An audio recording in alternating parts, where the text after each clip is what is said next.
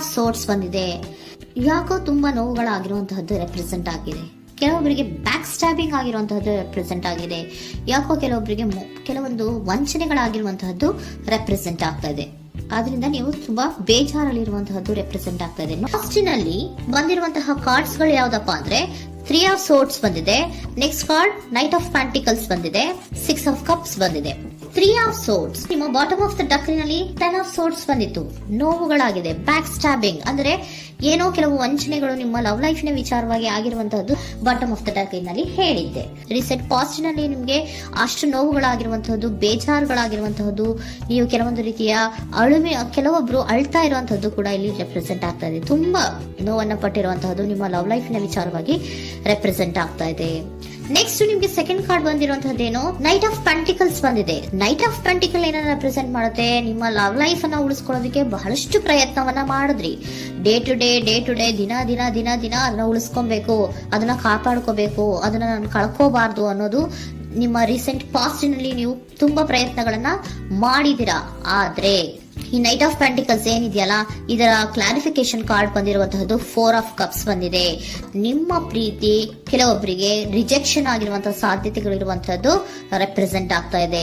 ಯಾಕೋ ಕೆಲವೊಂದು ಪ್ರೀತಿಯಲ್ಲಿ ರಿಜೆಕ್ಷನ್ಸ್ ಅನ್ನ ಕಾಣಿಸ್ತಾ ಇದೆ. ಆ ರಿಜೆಕ್ಷನ್ನೇ ನಿಮ್ಗೆ ಈ ನೋವುಗಳಿಗೆ, ಅಳುವಿಗೆ, ಸಂಕಟಗಳಿಗೆ ಕಾರಣನೇ ನಿಮ್ಮ ಪಾಸ್ಟಿನಲ್ಲಿ ರಿಜೆಕ್ಷನ್, ನಿಮ್ಮ ಲವ್ನಲ್ಲಿ ರಿಜೆಕ್ಷನ್ ಆಗಿರುವಂತಹದ್ದು ರೆಪ್ರೆಸೆಂಟ್ ಆಗ್ತಾ ಇದೆ.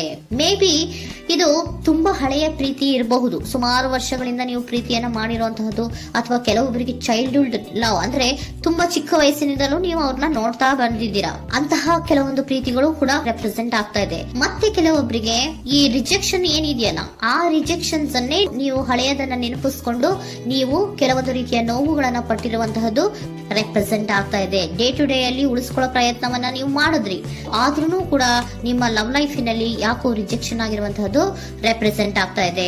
ಕೆಲವೊಂದು ರೀತಿಯ ಹಳೆಯ ವಿಚಾರಗಳನ್ನ ಮತ್ತೆ ಮತ್ತೆ ಮತ್ತೆ ಮತ್ತೆ ನೆನಪಿಸ್ಕೊಂಡು ಬೇಜಾರನ್ನ ಪಡ್ತಾ ಇರುವಂತಹದ್ದು ನಿಯರ್ ಪಾಸ್ಟ್ ನಲ್ಲಿ ರೆಪ್ರೆಸೆಂಟ್ ಆಗ್ತಾ ಇದೆ. ಅಟ್ ಪ್ರೆಸೆಂಟ್ ನಲ್ಲಿ ನಿಮ್ಗೆ ಬಂದಿರುವಂತಹದ್ದು devil card, high priestess card and love card ಬಂದಿದೆ.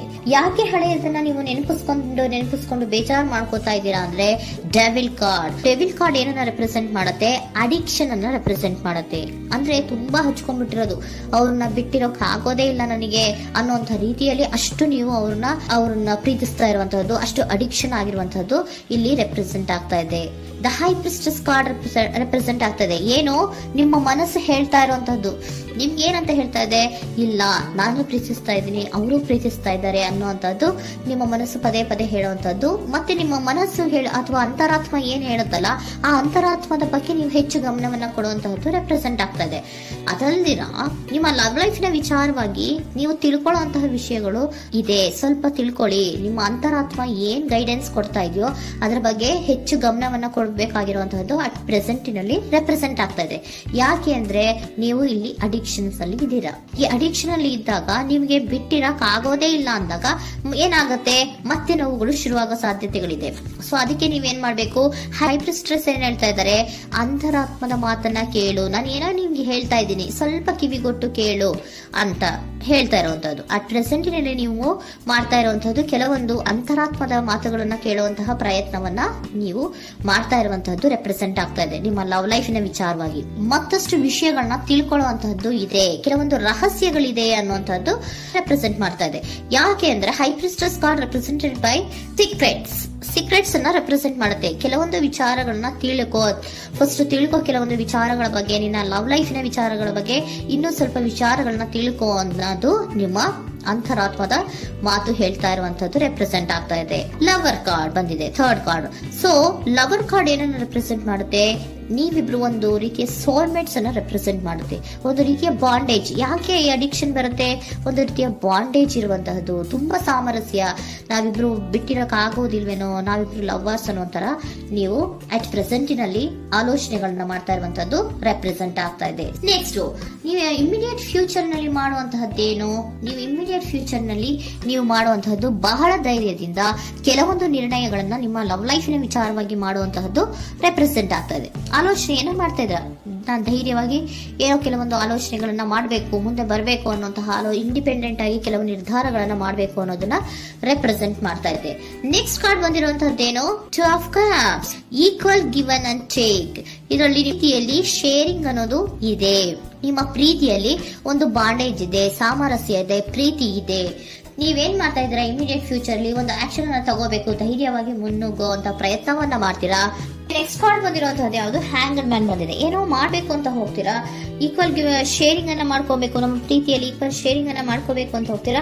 ಆದ್ರೂ ಕೂಡ ನೀವು ಅಲ್ಲಿ ಏನ್ ಮಾಡ್ತೀರಾ, ಪಾಸ್ ಮಾಡ್ತೀರಾ, ನಿಂತು ಬಿಡ್ತೀರಾ. ಅಯ್ಯೋ ಏನಾಗುತ್ತೋ ಏನೋ, ಇರು ಅಂತ ಉಲ್ಟಾ ಆಲೋಚನೆಯನ್ನ ಮಾಡ್ತೀರಾ. ಅದಕ್ಕೆ ನಿಮ್ಗೆ ಇಲ್ಲಿ ಕಾರ್ಡ್ ಬಂದಿರುವಂತದ್ದು ಏನಂದ್ರೆ, surrender your fear of intimacy. Open up ಆಗೋದಕ್ಕೆ, ನೀವು ಆತ್ಮೀಯವಾಗಿ ಆಗೋದಕ್ಕೆ ನಿಮಗೆ ಭಯ ಇರುವಂತಹದ್ದೇ ಇಲ್ಲಿ ಪಾಸ್ಗೆ ಕಾರಣ. ಕೆಲವೊಂದು ರೀತಿಯ ವಿಚಾರಗಳಲ್ಲಿ ನೀವು ಭಯ ಪಡ್ತಾ ಇರುವಂತದ್ದೇ ನಿಮ್ಮ ಲವ್ ಲೈಫಿನಲ್ಲಿ ನಾನ್ ಆಕ್ಷನ್ ಅನ್ನ ರೆಪ್ರೆಸೆಂಟ್ ಮಾಡೋದು. ನಿಮ್ಗೆ ಏಂಜಲ್ ಗೈಡೆನ್ಸ್ ಏನ್ ಕೊಡ್ತಾರೆ ಅನ್ನೋದನ್ನ ನೋಡೋಣ. ಇಫ್ ಯು ಬಿಲೀವ್, ನಿಮ್ಗೆ ನಂಬಿಕೆ ಇದೆಯಾ, ನಿಮ್ಮ ಪ್ರೀತಿ ಮೇಲೆ ನಿಮ್ಗೆ ನಂಬಿಕೆ ಇದೆಯಾ, ಟೇಕ್ ಎ ಆಕ್ಷನ್ ಅನ್ನ ತಗೊಳ್ಳಿ. ಯಾಕೆ ಮುಂದೆ ಹೋಗ್ತೀರಾ, ಹಿಂದೆ ಬರ್ತೀರಾ, ಏನೋ ಮಾಡ್ಬೇಕಂತ ಬಹಳಷ್ಟು ರೆಡಿಯಾಗಿ ಈ ತರ ಮಾತಾಡ್ಬೇಕು ಆ ತರ ಮಾತಾಡ್ಬೇಕು ಅಂತ ಹೋಗ್ತೀರಾ. ಆದ್ರೆ ಭಯ ಪಡ್ಕೊಂಡು ಮತ್ತೆ ವಾಪಸ್ ಹಿಂದಕ್ಕೆ ಬಂದ್ಬಿಡ್ತೀರಾ. ಏನು ಮಾಡಲ್ಲ, ನೀವು ಸುಮ್ನೆ ಪ್ರಾಕ್ಟೀಸ್ ಮಾಡ್ತೀರಾ ಅಷ್ಟೇ. ಆದ್ರೆ ನಿಮ್ಗೆ ಹೇಳ್ತಾ ಇರುವಂತದ್ದೇನು ಕಾರ್ಡು, ಇಫ್ ಯು ಬಿಲೀವ್, ನಿಮ್ಗೆ ನಿಮ್ಮ ಪ್ರೀತಿಯ ಮೇಲೆ ನಂಬಿಕೆ ಇದೆಯಾ, ಏನ್ ಮಾಡಿ, ಟೇಕ್ ಎ ಆಕ್ಷನ್ ಅನ್ನ ತಗೊಳ್ಳಿ. ಓಕೆನಾ? ಸೊ ಕಾಂಪ್ರಮೈಸ್ ಆಗುವಂತ ಸಾಧ್ಯತೆಗಳಿದೆ ಅನ್ನುವಂಥದ್ದು ರೆಪ್ರೆಸೆಂಟ್ ಆಗ್ತಾ ಇದೆ.